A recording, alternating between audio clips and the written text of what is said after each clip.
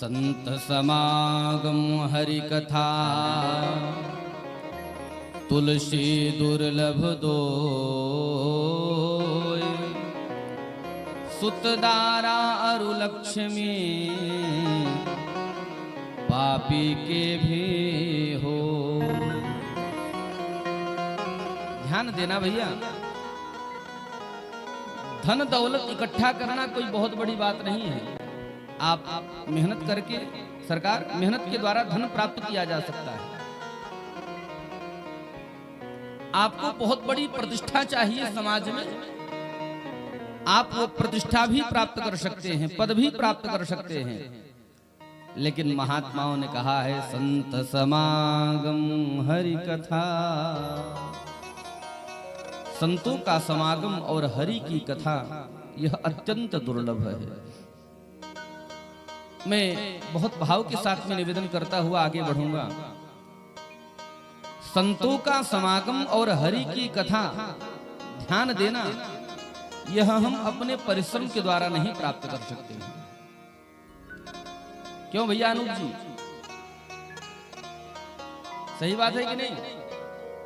संतों का सानिध्य और भगवंत की कथा यह हम लोग अपने पुरुषार्थ के द्वारा नहीं प्राप्त कर सकते हैं, हम अपने मेहनत के द्वारा नहीं प्राप्त कर सकते हैं। यह तो तभी प्राप्त होगी जब हमारे बांके बिहारी चाहें।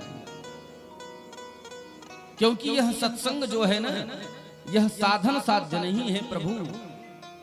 यह सत्संग तो हमारे बांके बिहारी का कृपा साध्य है, कृपा प्रसाद।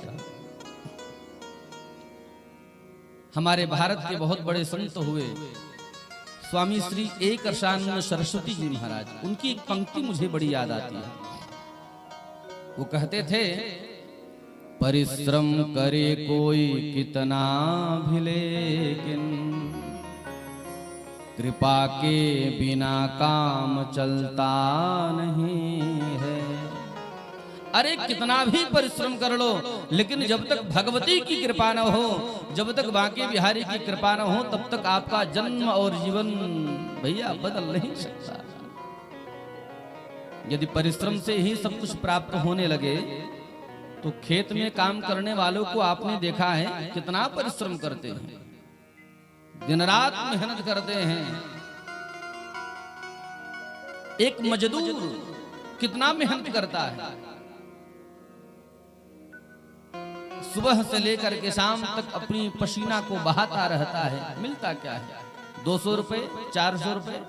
अरे कोई बहुत अच्छा मजदूर होगा तो 1000 रुपए। लेकिन एक सूट बूट पहन करके, टाई साई लगा करके, एसी गाड़ी में बैठ करके एसी ऑफिस में जाता है, 2-4 साइन करता है, करोड़ों रुपए कमा करके आ जाता है। मतलब उसके ऊपर प्रभु की कृपा है। परिश्रम करने से ही सब कुछ प्राप्त हो जाए ऐसा नहीं है। तो आप लोग यदि यहां पर बैठे हो, आप लोग अपने परिश्रम के द्वारा नहीं, आप लोग अपने पुरुषार्थ के द्वारा नहीं, अरे आप लोगों को तो हमारी भगवती कामाख्या मैया ने यहां पर बुलाया है।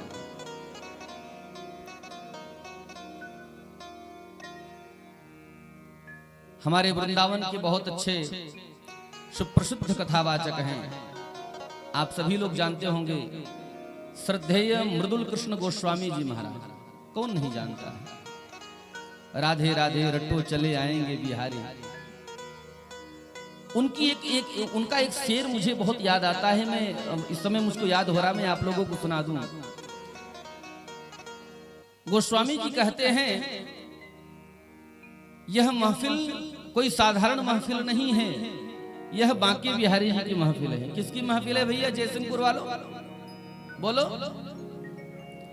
बांके बिहारी जी की महफिल को हमारे बांके बिहारी सजाते हैं। अरे भैया कथा सुनने तो वही आते हैं जिनको हमारे बांके बिहारी बुलाते हैं, वही आते हैं जिनको बिहारी जी बुलाते हैं। अच्छा, अब इस बात से साबित हो गया कि आप लोगों को बांके बिहारी ने बुलाया। भैया यदि न बुलाए होते तो क्या जयसिंहपुर में सिर्फ इतने ही व्यक्ति हैं? इतने ही हैं क्या? हैं तो बहुत, लेकिन आए केवल वो हैं जिनको हमारी भगवती ने बुलाया है, जिनको हमारे बांके बिहारी ने बुलाया है। बोलो राधे राधे। अब आप लोग ये समझ लेना, आप लोग स्वयं नहीं आए हो भैया, ना ना ना ना, आप लोग आए नहीं हो, अरे आप लोग तो लाए गए हो। किसके द्वारा? बांके बिहारी जी आपको लेकर के आए हैं। तो परम सौभाग्य आप लोगों का है।